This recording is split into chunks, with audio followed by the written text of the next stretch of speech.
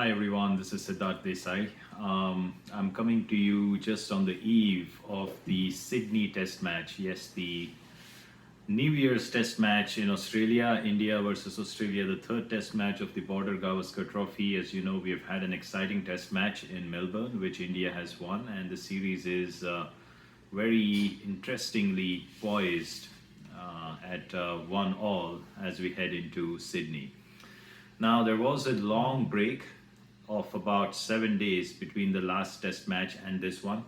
And, when there is such a long break, you need a lot of fillers, as I call it, in order to make some news and keep the entertainment circulating in between test matches. So we had some controversies. The biggest controversy was around the bio bubble break, the alleged bio bubble break of 5 Indian players in Melbourne. And after that, there was a lot of talk around the selection for the Sydney Test match. What would be the right combination? We all knew that Rohit Sharma would come in place of Mayank Agarwal. But there was some debate and doubts around who would be playing in place of Umesh Yadav. Well, all those questions have been addressed, and I'll get to it in a moment.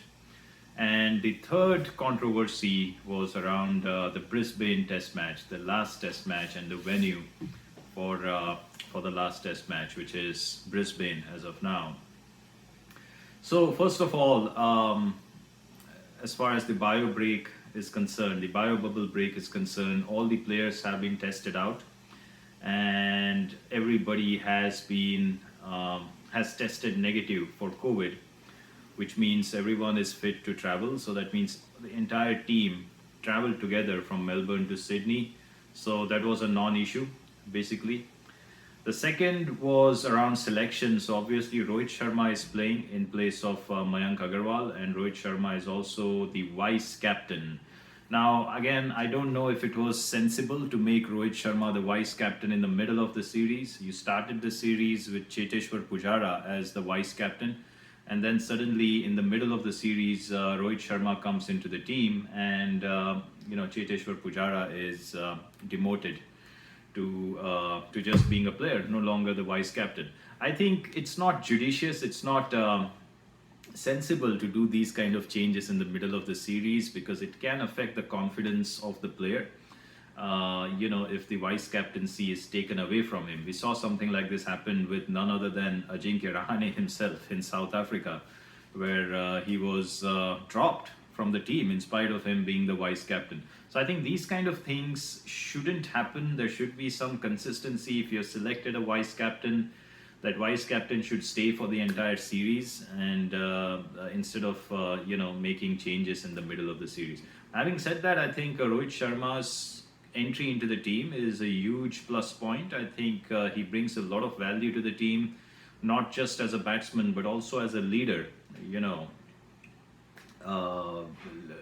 He's proven himself as the captain at different levels. I think more so in the IPL, and everybody knows that he has some tremendous skills as far as captaincy and leadership is concerned. So he will be a huge help for Ajinkya Rahane as we go into the Sydney Test, and India would be hoping that he contributes with the bat and brings about a huge total for India.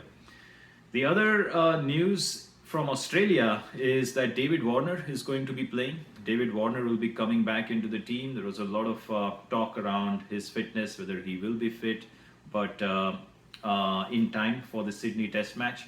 But he has been cleared in order to play the Test match, and he will be accompanied by Pukovski, the new opener, who will be making his debut in all likelihood for the team from Australia.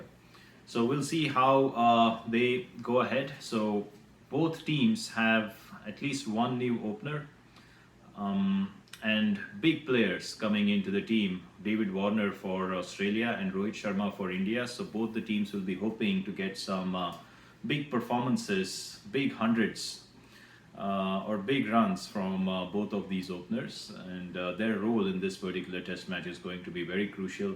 Both teams have struggled as far as the opening stand is concerned, and both teams will be hoping that the new opening pair is going to put the runs on the board and alleviate the pressure a little bit from the middle order as well.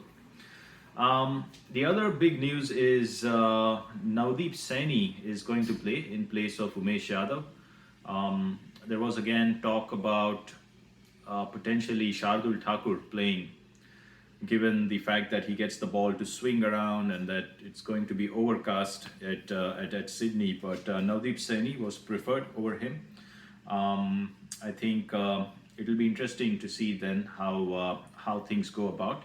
But I think if India comes into the test match with plans for every bowler, and if the execution is spot on, as we saw in Melbourne, where Mohammad Siraj made a debut, and he did a tremendous job. You know, he impressed everyone in his very first test match, picked up important wickets.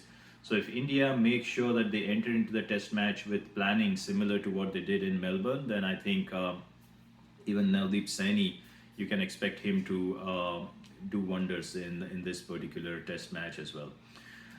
The last piece of news that I'm going to talk about today is the scheduling of the last test match in Brisbane. Now, there was concern raised by the Indian team around the quarantine and the fact that the strict quarantine. So Queensland expects the players to just stay locked up in their hotel room under hard quarantine for the entire duration of the test match. And India has expressed some concerns around it. They would want a little more freedom when they go to Queensland for playing the last test. And they said that if that is not going to be the case, if they're going to be subjected to hard quarantine, and hard quarantine means being locked up in your hotel room, other than traveling to the ground for practice or for the test match. But once you're done, you come back and you just stay locked up in the room. There is no meeting anyone. You can't even go and knock on other players' rooms or get together in common areas along with the other players. So it's a little mind-boggling as to why this, what is the logic behind this kind of a hard quarantine? Because as it is, the players are going to be together for the entire day of the test match where they're going to be mingling with each other. But once they come to the hotel, they are just subject to just being fixed in their room. So India has, in my opinion, quite rightly expressed their concerns around it. Look, it's been a long season for India. There has been quarantines. The team has gone through hard quarantines at different times during the last 6 to 7 months ever since the IPL started, and it can be tiring both mentally, and it can be quite tiring physically as well, just being stuck up in a room, whereas you could just go relax outside,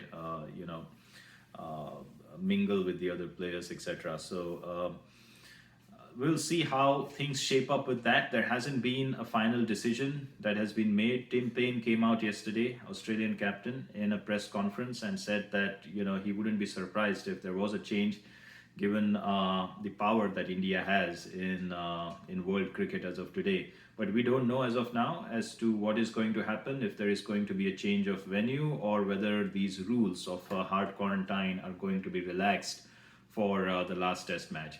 Whatever it is, I'll be bringing you the latest from everything. That's all I have for today. Thank you again for listening. Please like, share, and subscribe to my channel if you like the content, and I'll talk to you soon. Take care. Bye.